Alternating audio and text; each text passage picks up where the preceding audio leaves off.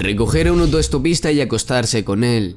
Aquella era su mayor fantasía, un deseo irrefrenable que escondía un turbio secreto. La semilla del asesino.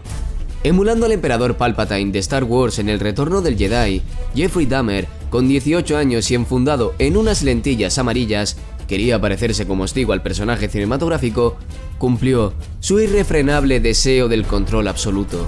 Golpeó, estranguló y desvisceró a Steven, un muchacho al que encontró en la carretera. El denominado caníbal o carnicero de Milwaukee sentía auténtico placer viendo el interior de un cuerpo humano. Le excitaba sobremanera despedazar y masturbarse sobre él. El problema surgía cuando tenía que deshacerse del cadáver.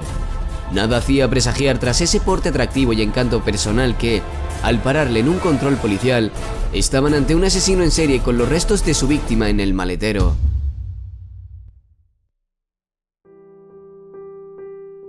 Le dejaron marchar. Una negligencia que costó la vida de otros 16 hombres.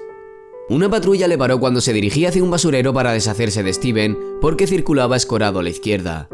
Le preguntaron por las bolsas de la parte trasera del vehículo y el psicópata, inmutable, simplemente dijo que era basura que tenía que tirar. Los agentes no comprobaron su coartada y le creyeron. Aquella situación provocó en Dahmer un miedo atroz, así que decidió dar la vuelta, bajar al sótano de la casa y esconder las bolsas con la víctima en una gran tubería de desagüe. 2 años después, machacó los huesos y esparció sus restos en el jardín, entre la maleza. Durante 9 años, logró reprimir sus instintos asesinos. 9 años en los que ahogaba su sufrimiento en drogas y alcohol. Pero, ¿cuándo empezó todo? ¿Cómo comenzó a gestarse aquella maldad?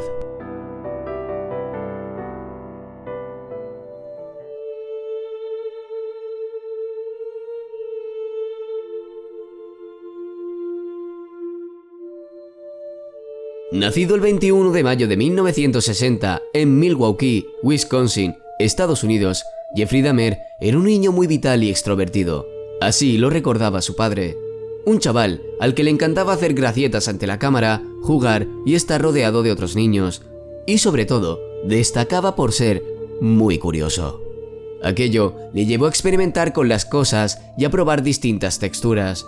De hecho, uno de los primeros indicadores de aquel germen criminal, de aquella experimentación, fue el maltrato que perpetraba a los animales.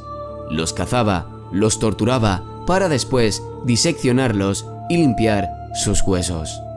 Aquel niño rubio, de ojos azules, estudiante modelo, educado y respetuoso y de buenos modales, ya sentía curiosidad por lo siniestro. Su padre Lionel explicaba que se dedicaba a investigar cómo eran los animales por dentro, al mismo tiempo que se estaba desarrollando su sexualidad. Pensó que era simple y llanamente curiosidad. Sin embargo, aquella espiral cambió su forma de relacionarse con los demás. A partir de entonces, se volvió un chico más tímido, retraído, incluso raro, recordaban sus amigos y compañeros de colegio. Tenía un cementerio de animales, empalaba perros, gatos, sapos y mucho más. Ese afán de coleccionar animales muertos ya es uno de los primeros rasgos que todo o casi todo asesino en serie adquiere en su infancia. Una etapa de su vida nada dramática ni llena de problemas. Todo lo contrario. Sus padres, Lionel y Joyce, le colmaron de cariño y atenciones. Fue un niño amado y realmente feliz.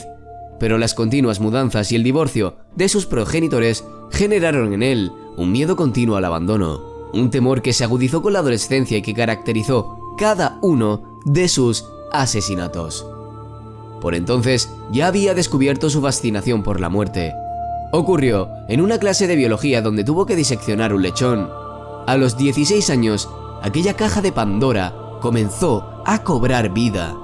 También descubrió su homosexualidad y una escala de violencia y sexo empezó a perturbar la mente de este asesino. Cada vez era peor, no sabía cómo contárselo a alguien, así que me lo guardé para mí, dijo en una entrevista una vez ya encarcelado. A ello se unieron sus problemas con el alcohol y las drogas, un cóctel que le llevó a ejecutar el crimen de Stephen Hicks en junio de 1978. Logró ocultárselo a su familia, convivir con ello. Intentó acudir a la facultad, pero fracasó. Su adicción le hacía imposible tener una vida normal. Se enroló en el ejército, pero terminaron expulsándole. Su último recurso fue mudarse con su abuela. Durante varios años, la convivencia con su abuela le alejó de los vicios, del sexo con hombres que él mismo veía inmoral y de su impulso por matar. Parecía que había logrado encarrilar su vida, estabilizarse y expulsar al demonio que, según Jeff, llevaba dentro. Tenía 23 años, trabajaba como mezclador de chocolate en una fábrica de dulces y reprimía su homosexualidad hasta límites enfermizos. Pero los tiempos dulces durarían poco, apenas 3 años. Una noche en la biblioteca, Dahmer se encontraba leyendo cuando un desconocido pasó por su lado y le arrojó una nota de contenido sexual. En ese momento, hizo caso omiso, pero un par de meses después, comenzó de nuevo la espiral de alcohol, drogas y sexo. El monstruo había despertado de nuevo, y con ello, una cacería por los bares de ambiente, saunas y sex shops de Milwaukee.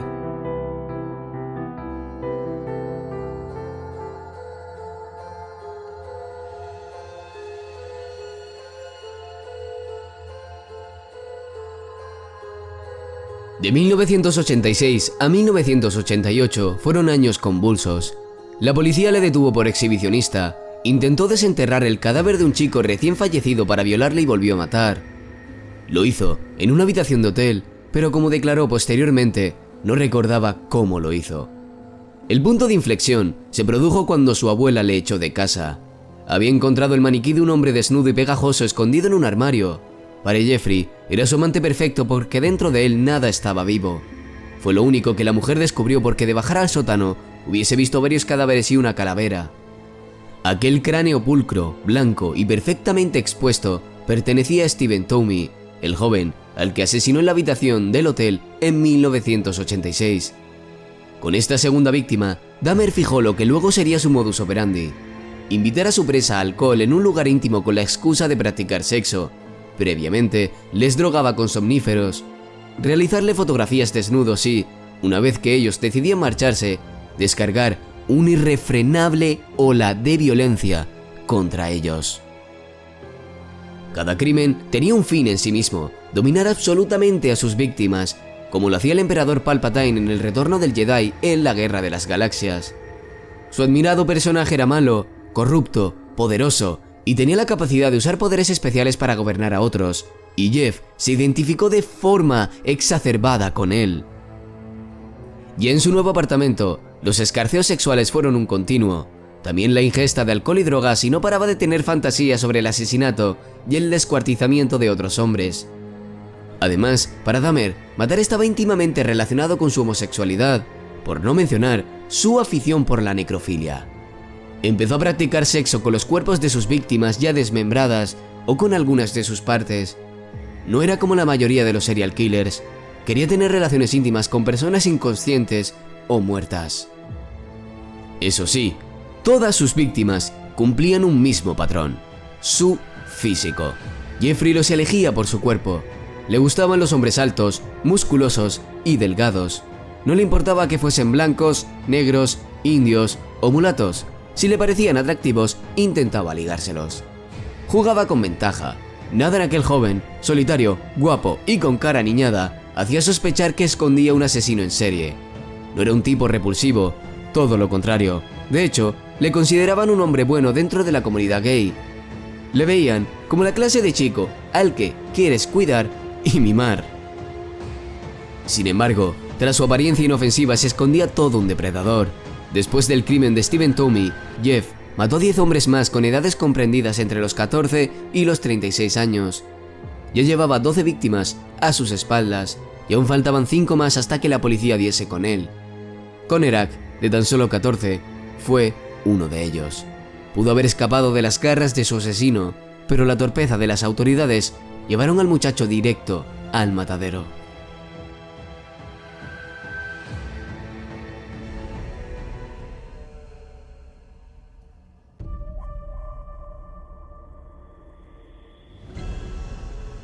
...27 de mayo de 1991... Jeffrey salió de caza. Esperaba tener suerte porque desde hacía tiempo sus amantes le abandonaban poniendo excusas. Se sentía rechazado, y el rechazo aumentaba su ansia. Conclusión: el único remedio para adueñarse de ellos era matarlos. La presa de aquella noche era fácil: un chico de 14 años sin demasiada fuerza. Durante varias horas, Dahmer drogó a Conerak para anular su voluntad. Quería fabricar una especie de zombie y siervo sexual. Para ello, le perforó la cabeza y le inyectó diversos líquidos en una improvisada mesa de operaciones. Tras varias horas y hacia las 2 de la madrugada, el psicópata decidió bajar al bar para tomarse una cerveza. Necesitaba despejarse. Al regresar, una patrulla de policía se encontraba en la puerta del edificio de Dahmer. Conerak había logrado escapar.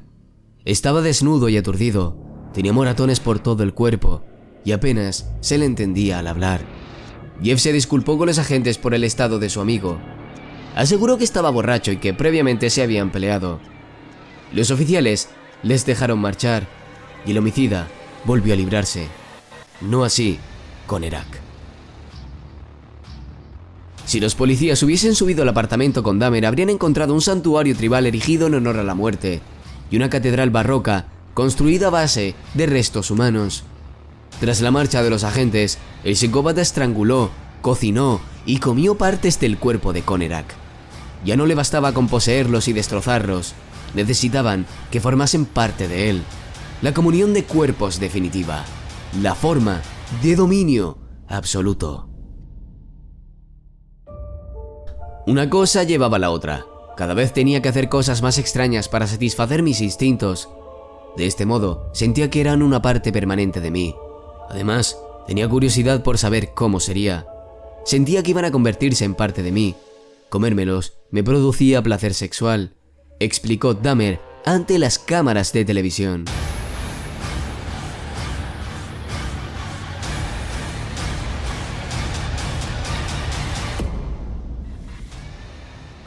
Dos meses antes de su arresto, y después de matar brutalmente a Conerak, este asesino seguía guardando las apariencias ante su entorno. Se mostraba cariñoso, atento, agradable, acudía a celebraciones familiares, conversaba animadamente y disfrutaba en compañía de su padre y de su abuela. Pero su carisma encerraba 13 crímenes que aumentarían hasta 17 en los siguientes 60 días.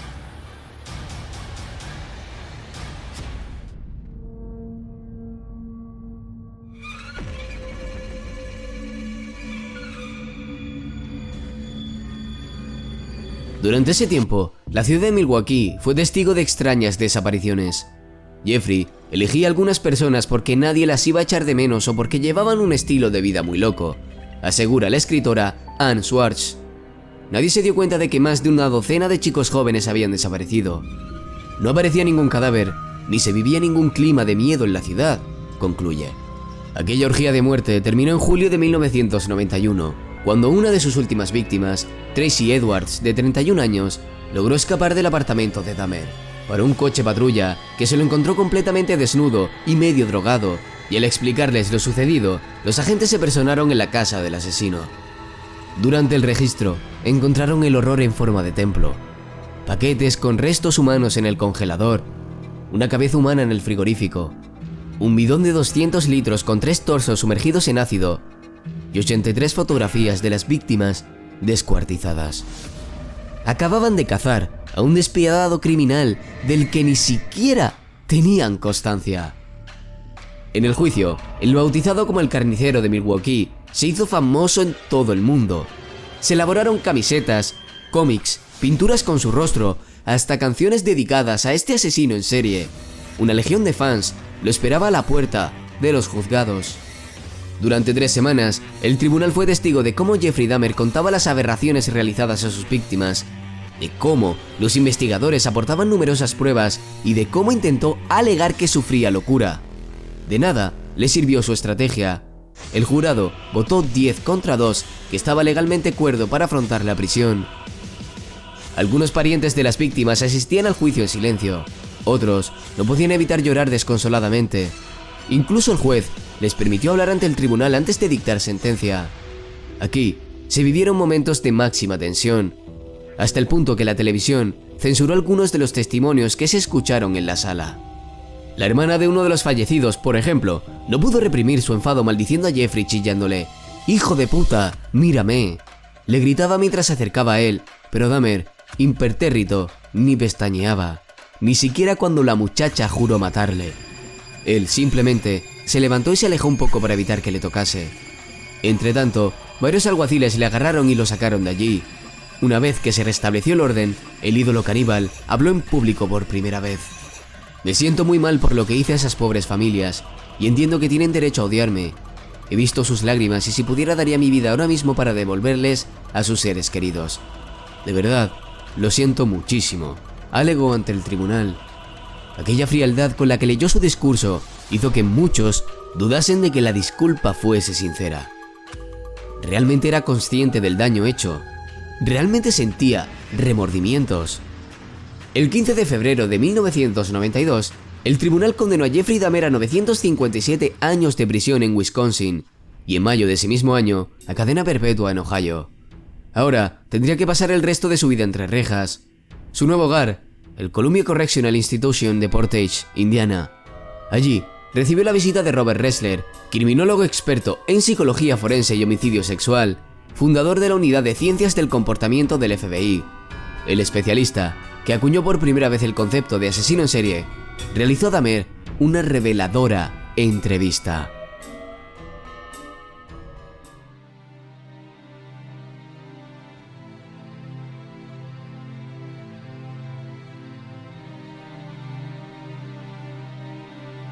Convertido en una estrella mediática, el caníbal disfrutó sentándose ante las cámaras y narrando con escrupuloso detalle cada uno de sus asesinatos y obsesiones. La charla entre Dahmer y Ressler fue perturbadora, pero dejó entrever cómo sentía y pensaba aquel psicópata.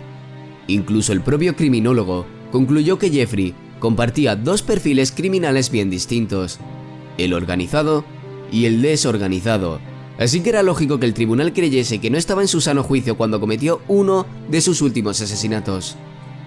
Ya en la cárcel, el joven decidió bautizarse y entregarse a la fe.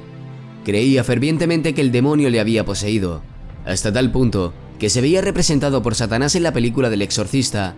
Ahora necesitaba expiar sus pecados. Pero su estancia en la cárcel fue corta, apenas 2 años. El que durante toda su vida adulta se había comportado como un depredador, tras los barrotes pasó a convertirse en la presa.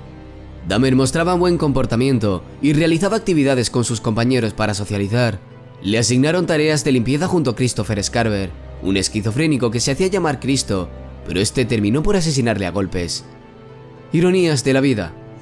El preso usó una barra de pesas del gimnasio, la misma arma que Jeff utilizó para matar a su primera víctima, Stephen Hicks. El carnicero de Milwaukee murió poco después camino del hospital por las graves heridas sufridas en la cabeza. Era el 28 de noviembre de 1994 y tenía 34 años. Tras su fallecimiento, los médicos extrajeron su cerebro para estudiarlo. Allí comenzó una batalla judicial donde los padres se pelearon por hacerse con él. Mientras que la madre deseaba donarlo a un hospital de investigación mental, el padre solo quería enterrarlo y alejarlo de todo el mundo. Al final, su cerebro fue incinerado y las cenizas entregadas a sus padres. Este violador, descuartizador, necrófilo y caníbal acabó con la vida de 17 hombres entre 1978 y 1991 y ha pasado a la historia criminal como uno de los asesinos en serie más aterradores. Sin embargo, todavía hoy, muchos especialistas cuestionan si se trataba de un enfermo o de un monstruo. ¿Qué opinas tú?